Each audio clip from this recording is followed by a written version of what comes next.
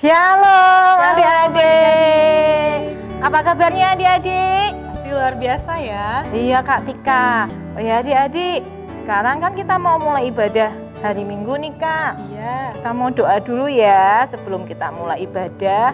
Yuk sekarang kita mau doa dulu sebelum memulai ibadah kita. Adik-adik duduk yang manis, ambil sikap doa yang baik ya. Kita mau berbicara dengan Tuhan Yesus. Oke, tutup matanya, lipat tangannya. Terima kasih Tuhan Yesus untuk hari ini ya Bapa. Engkau masih memberikan kami satu hari lagi yang baru untuk kami bertemu dalam ibadah sekolah minggu ini ya Bapa. Mari Bapa, Engkau berkati kami pribadi lepas pribadi Yesus. Biarlah kami dapat merasakan hadirat-Mu melalui pujian dan penyembahan yang akan kami naikkan ke hadirat-Mu ya Bapa. Terima kasih ya Yesus, hanya di dalam nama-Mu Yesus kami berdoa dan bersyukur. Amin. Kak, kita tuh punya Allah yang luar biasa ya Kak ya. Meskipun Yesus sudah disalibkan, tapi Yesus bisa hidup lagi loh Kak. Memang Tuhan kita tuh hebat ya Kak. Tahu nggak adik-adik, kalau misalnya Yesus habis disalibkan, terus Yesus mati, nggak bangkit, mungkin nggak kita punya tempat di surga Kak? Kayaknya enggak ya Kak. Enggak lah, karena Yesus bangkit, Yesus hidup lagi, kita dapat tempat, kita punya rumah di surga adik-adik, karena Yesus sudah bangkit lagi. Nah, kita mau nyanyi satu lagu sebab Dia hidup. Yuk Kak Irena, kita mau nyanyi sama-sama ya. Yuk adik-adik, boleh berdiri. Semua berdiri. Boleh tepuk tangan.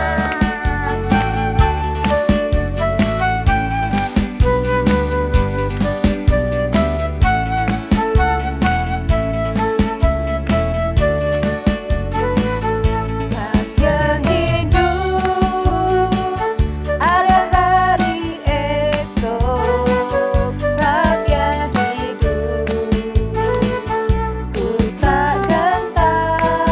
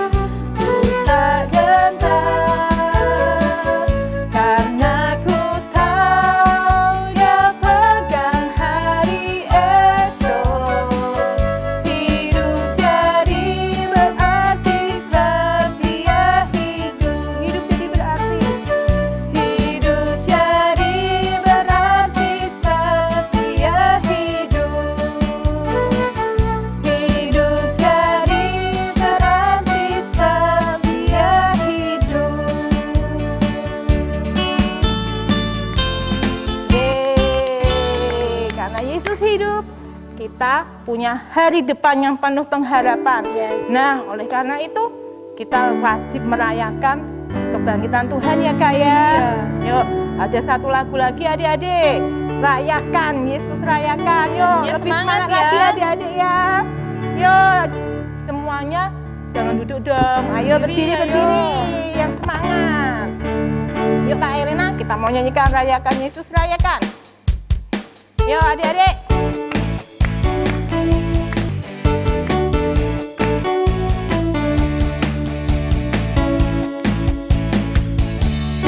Rayakan Yesus rayakan. Rayakan Yesus rayakan. Rayakan Yesus rayakan. Rayakan Yesus rayakan. Dia bangkit, Dia bangkit, Dia hidup selamanya. Dia bangkit, Dia bangkit. Marilah rayakan, marilah rayakan kebangkitan Tuhan kita. Rayakan Yesus rayakan. Rayakan Yesus rayakan.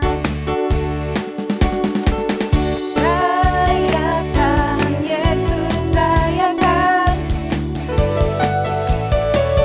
Rayakan Yesus rayakan. Dia bangkit, Dia bangkit, Dia hidup selamanya. Dia bangkit, Dia bangkit. Marilah rayakan, marilah rayakan kebangkitan Tuhan kita. Dia bangkit. Dia bangkit, Dia bangkit, Dia hidup selamanya. Dia bangkit, Dia bangkit. Marilah rayakan, marilah rayakan kebangkitan Tuhan kita.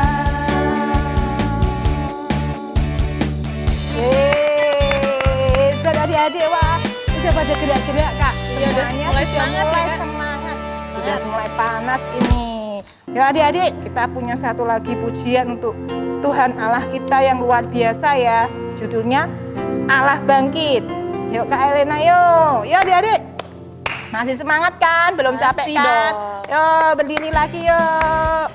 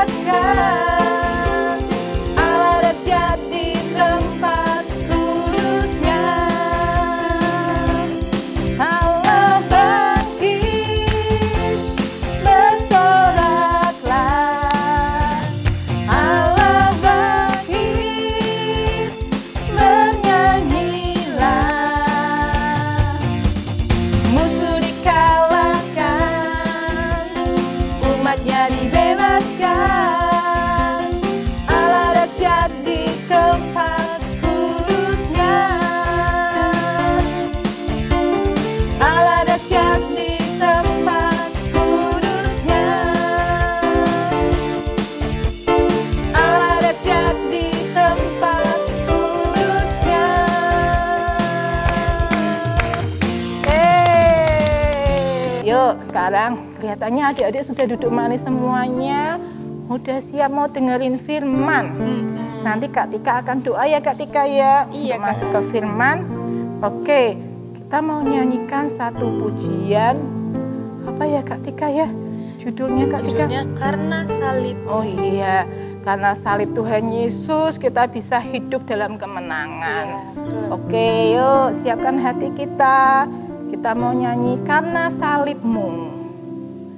Adik-adik siapkan hati. Buka telinganya ya untuk mendengarkan firman Tuhan.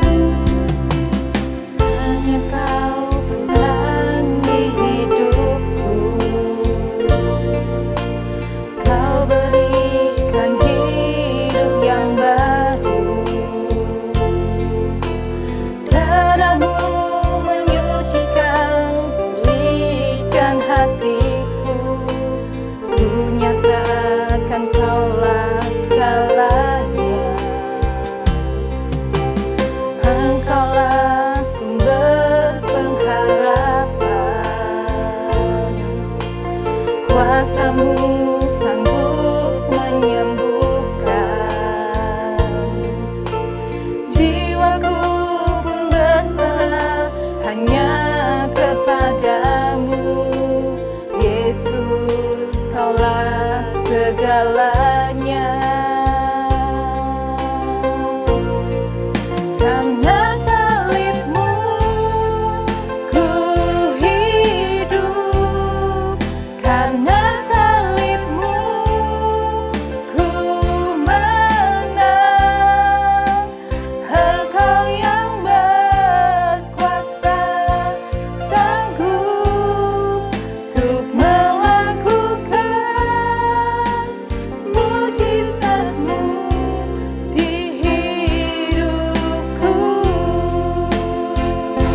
Engkaulah sumber pengharapan. Engkaulah sumber pengharapan. Kuasa-Mu sanggup menyembuhkan. Jiwaku pun berserah hanya kepadamu. Yesus, Kaulah segalanya. Karena salibmu ku hidup.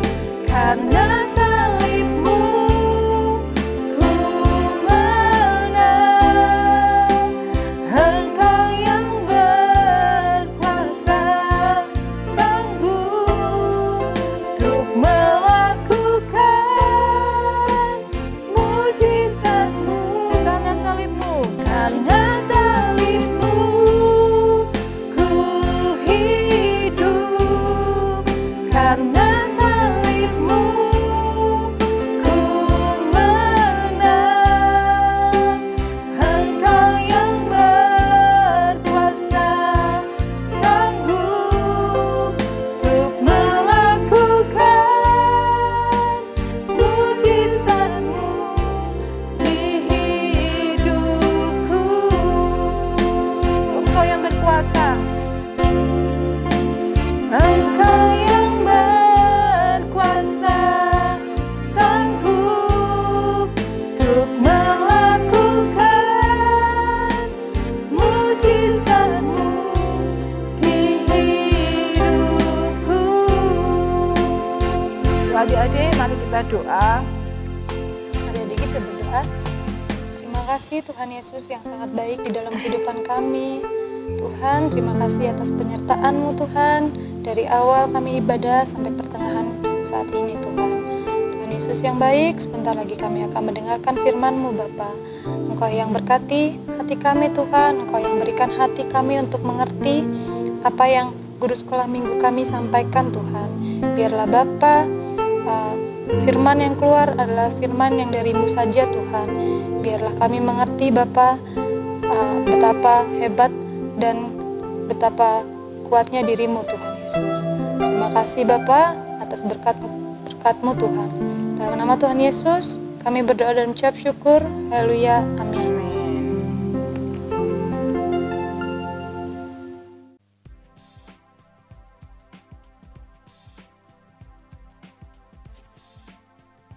Shalom adik-adik, ya tidak lupa ya, terus gunakan masker ya, kemanapun saja, karena aman dari virus COVID-19. Oke, jadi adik-adik terus harus ingat itu ya, pakai masker. Nah sementara Om Pras sendiri di sini, jadi jauh dari siapa-siapa, jadi tidak ada droplet ya. Oke adik-adik, jadi hari ini Om Pras mau bercerita kisah nyata yang luar biasa ya. Minggu lalu kalian sudah merayakan Paskah ya, luar biasa ya. Oh ada yang nggak ikut? Loh gimana toh? Ya oke, tapi bisa diputar lagi ya di YouTube ya, oke nggak apa-apa. Santai saja. Nah ini kita lanjutkan ya untuk mengenang lagi memori kita, kenangan di mana Tuhan membuat mujizat. Ini kisah nyata, kisah nyata. Adik-adik bisa baca di Matius 28 ya. Matius 28 ayat 1 sampai 10 ya. Nah, kisahnya tuh seperti ini. Dan kalian tahu, tentu saja sudah tahu ya, bahwa Yesus datang ke dunia untuk menebus dosa manusia. Ya. Dengan cara dia mengorbankan dirinya, memberikan nyawanya untuk kita, ya, darahnya tercurah membasuh dosa kita. Tidak ada nabi, dewa, apapun, ya, Tuhan manapun yang memberikan anaknya nyawa untuk menebus dosa. Nah, adik-adik yang sudah ditebus, adik-adik yang mau ditebus ya, adik-adik yang mau diselamatkan ya, tentu saja harus mengundang Yesus masuk dalam hati kalian ya. Terima Yesus sebagai juru selamat. Dan suatu saat nanti ketika kita meninggalkan dunia ini, kita ketemu dengan pemilik surga yaitu Yesus Kristus. Oke? Nah, dia disalibkan, mati dan dikuburkan. Sebelumnya Yesus pernah bernubuat bahwa 3 hari akan ada kebangkitan setelah kematiannya. Sudah dinubuatkan. Tapi murid-muridnya lupa kali ya. Karena ditutupi oleh kesedihan. Ditutupi oleh kesedihan.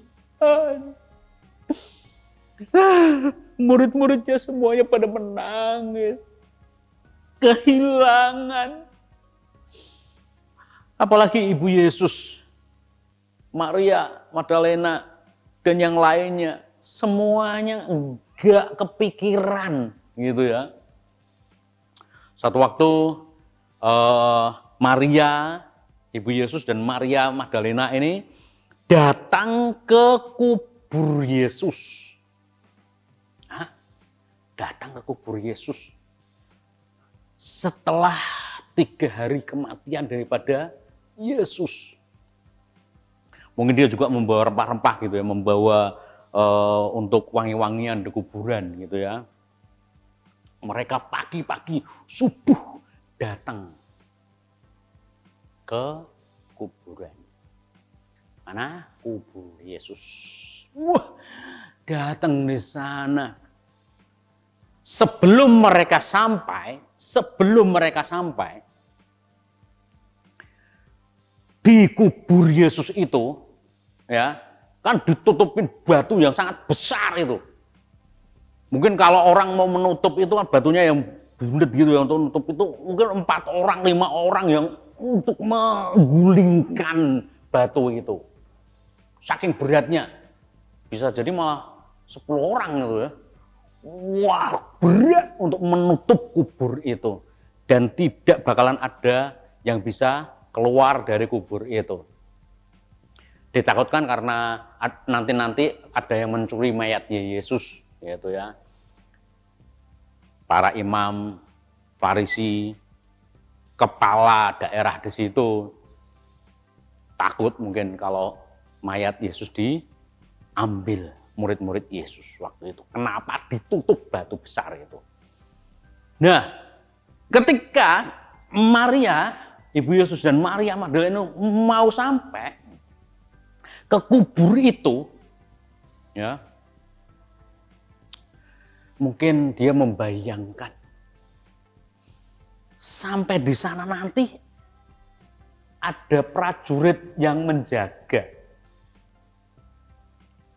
Dan itu memang di kubur Yesus itu ada tentara Romawi yang menjaga. Ya tadi, karena takut mayatnya dicuri. Terus nanti setelah dicuri, ada berita bahwa Yesus bangkit. Menurut anggapan mereka, dan itu berita hoak gitu ya, menurut anggapan mereka gitu ya. Padahal benar. Jadi, mungkin prajurit ini sudah capek juga. Dari awal menangkap Yesus, ya. Dari awal menangkap Yesus, mengawal Yesus ketika disiksa, mengawal Yesus ketika disalib. Pas dikubur, jaga lagi. Batu besar. Masa dari perjalanan Yesus kemarin kita disuruh jagain kuburnya. Parno banget ya mereka ya, sampai takut mayatnya dicuri dan kita disuruh jaga. Sudah sehari-harian kita menjaga di sini dan tidak terjadi apa-apa. 2 hari kita menjaga di sini dan tidak terjadi apa-apa. Ini hari ketiga, mau mendekati hari ketiga ini. Malam-malam mereka mungkin sudah yang capek gitu jaga gitu ya. Ngantuk. Karena saking capeknya jaga itu dengan pegang tombak nih. Ini pegang perisai mungkin. Ada pedangnya di sini mungkin. Wah, dijaga ketat sekali. Ngantuk. Yang sebelah sini mungkin juga kan 2 orang yang jaga nih. Ini ngantuk juga nih mungkin.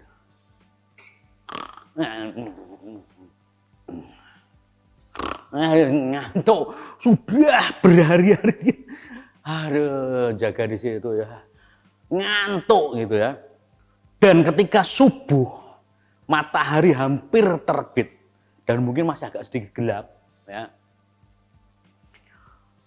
Dari langit terang cahaya luar biasa turun ke situ, ke kubur Yesus itu, sementara Maria masih dalam perjalanan. Bung gitu, mungkin suara yang menggelegar. Ada malaikat Tuhan turun dan menggulingkan batu itu. Tentu saja para tentara tadi ketika mendengar atau melihat ada cahaya ketika ngantuk tiba-tiba wah, pada ketakutan semuanya. Apa ini? Dan mereka saking ketakutannya itu pingsan, gebuk, pingsan. Yang satu juga gebuk, pingsan, ngelihat cahaya yang luar biasa. Karena malaikat ini bajunya putih seperti salju, ya. Wajahnya itu seperti halilintar, ya. Mengkilat. Ya. Jadi mereka ketakutan. Saking takutnya mereka pingsan. Seperti orang mati, ya. Batunya itu digulingkan mungkin dengan satu jari saja ya malaikat ya. Gitu ya. Padahal nutupnya tuh 10 orang lebih. Wah, cuma satu jari aja. Wah, dan Yesus keluar dari kubur itu. Enggak ada, alias kubur itu sudah kosong. Ketika Maria sudah hampir dekat kuburan itu. Anehnya, yang tadi para tentara itu ketakutan dan sampai pingsan. Maria, Ibu Yesus dan Maria Magdalena juga, apa itu? Apa itu? Hah? Apa itu? Apa itu? Hah? Wow! Cahaya terang sekali. Dan ketika melihat kubur Yesus terbuka dan kosong, malaikat ini berkata kepada mereka, "Salam bagimu." Dan Ibu Yesus, saya mau ke kubur Yesus dan melihat. Beliau sudah nggak ada di sini. Lupa kalau Yesus pernah bernubuat bahwa 3 hari setelah kematiannya dia akan bangkit. Hah? Berarti nggak ada, kosong. Dan matanya mungkin silau melihat malaikat itu duduk di atas batu besar tadi itu kali ya. Dan Maria Magdalena juga agak sedikit gemetar gitu ya.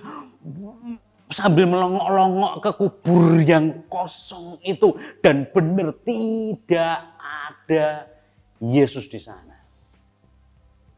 Wow. Karena tidak ada di sana, maka Maria pulang cepat-cepat, berlari dari kubur itu dan sampai mereka akhirnya sampai di rumah. Dan karena memang benar-benar berita ini mengejutkan, Maria memberitahu kepada mereka murid-murid Yesus. Tetapi ternyata Yesus sudah mendekati atau datang kepada murid-muridnya di ayat yang kita baca dari Matius 28 ini. Mungkin kalau di pasal-pasal yang lain ada beberapa kali perjalanan gitu ya. Ini langsung menampakkan diri kepada murid-muridnya. Salam bagimu, murid Yesus. Maria, Ibu Yesus dan Maria Magdalena. Salam bagimu. Waktu melihat, mungkin dia belum nampak bahwa itu adalah Yesus. Dan langsung mereka mendekati dan mau memeluk kaki Yesus, menyembah kepada Yesus. Dan kemudian Yesus pun berbicara kepada mereka, berfirman, "Jangan takut, pergi dan katakanlah kepada saudara-saudaraku supaya mereka pergi ke Galilea dan di sanalah mereka akan melihat aku," kata Tuhan Yesus. Wow, ketika mereka tadi mulai, mereka ingat ketemu dengan Tuhan Yesus benar-benar dan mereka langsung memberitahukan kepada murid Yesus. Di cerita lain, di pasal yang lain, di kitab yang lain, di kitab Lukas, kitab Markus gitu ya. Maria ini melarikan diri dari kuburan, melarikan diri. Lari setelah tahu bahwa kuburan itu kosong. Tapi yang di Matius ini Maria ketemu dengan Yesus dan Yesus memberi salam damai dan justru memberitahu kepada murid-murid yang lain. Dan ketika murid-murid yang mendengar bahwa Yesus bangkit, yang pertama lari adalah Petrus. Nggak percaya. Mungkin Petrus, nyusul Andreas, mungkin nyusul lagi Yohanes dan sebagainya. Wah, mereka berlari untuk melihat kubur Yesus. Dan Petrus pun menemui bahwa kubur Yesus kosong. Jadi adik-adik, apa pesan yang disampaikan di sini adalah ya, memang kadang-kadang kita nggak punya pengharapan gitu ya, ketika murid-muridnya ditinggal oleh Tuhan Yesus Kristus ya, mereka pada nangis, nggak ada pengharapan sekali, sepertinya semuanya mati, kiamat, nggak ada apa-apa, nggak bisa berbuat apa-apa, kosong, hatinya kosong. Dan mungkin kalau kita sedang kesusahan gitu ya, bayangin aja mungkin kalau kita nggak punya uang, nggak bisa beli makan, nggak bisa sekolah, bayar uang sekolah dan sebagainya. Ketika orang tua kita cerita, sorry hari ini kita nggak bisa makan enak atau gimana lah, dan itu sepertinya keluarga kita nggak punya pengharapan gitu ya. Tapi ingat, Yesus pada hari yang ketiga bangkit dan memberi harapan kehidupan buat murid-muridnya, buat semua orang yang percaya kepada Yesus. Jadi kalau kita kesusahan, kalau kita kosong hatinya, kalau kita nggak berpengharapan gitu ya, datang kepada Yesus yang kebangkitan itu ya, akan membangkitkan semangat hidupmu, akan memberikan harapan dalam hidup kalian. Ya. Siapa yang di sini mau hidup berpengharapan senantiasa di dalam Yesus? Wow, iya. Wah, mau. Angkat tangan. Wah, iya. Siapa itu? Wah, iya. Wah, siapa itu? Wah, angkat tangan lagi. Iya. Sip, hebat. Kalian semuanya akan memiliki pengharapan yang luar biasa. Hatimu tidak akan kosong karena ada Yesus yang ada di dalam hati kalian, mengisi hidup kalian, mengisi hari-hari kalian. Oke? Adik-adik, selamat Paskah ya. Minggu yang lalu ya sudah, dan sekarang pun masih terasa Paskah itu ya dalam hidup kalian, karena mungkin memang kita nggak bisa ketemu offline dan masih online, tapi kita tetap percaya pengharapan itu selalu ada dalam kehidupan kita sebagai anak-anak yang percaya kepada Tuhan Yesus. Oke, yuk kita berdoa sama-sama ya. Terima kasih Tuhan Yesus Kristus buat kebaikan dan kemurahan-Mu. Baru saja kami mendengar kisah nyata tentang kebangkitan-Mu ya Tuhan. Dan malaikat-Mu yang membuka kubur itu menandakan bahwa kuasa-Mu begitu nyata dan Engkau tidak pernah ingkar janji, karena Engkau sudah mengatakan bahwa 3 hari Engkau bangkit dan memberikan pengharapan kepada semua orang, kepada murid-muridnya, dan kepada kami sebagai anak-anak-Mu ya Tuhan. Kami percaya, kami yakin bahwa Engkau mengisi hati kami, memenuhi hati kami, bukan seperti kubur kosong, tetapi benar-benar terisi oleh Engkau, sehingga hidup kami dipenuhi oleh kemurahan-Mu, sukacita-Mu, dan rahmat-Mu di dalam kehidupan kami senantiasa. Terima kasih ya Tuhan Yesus Kristus, kami ucap syukur buat firman-Mu, dan biarlah pengharapan kami selalu ada di dalam Engkau. Di dalam nama Tuhan Yesus Kristus kami mengucap syukur dan berdoa. Haleluya. Amin.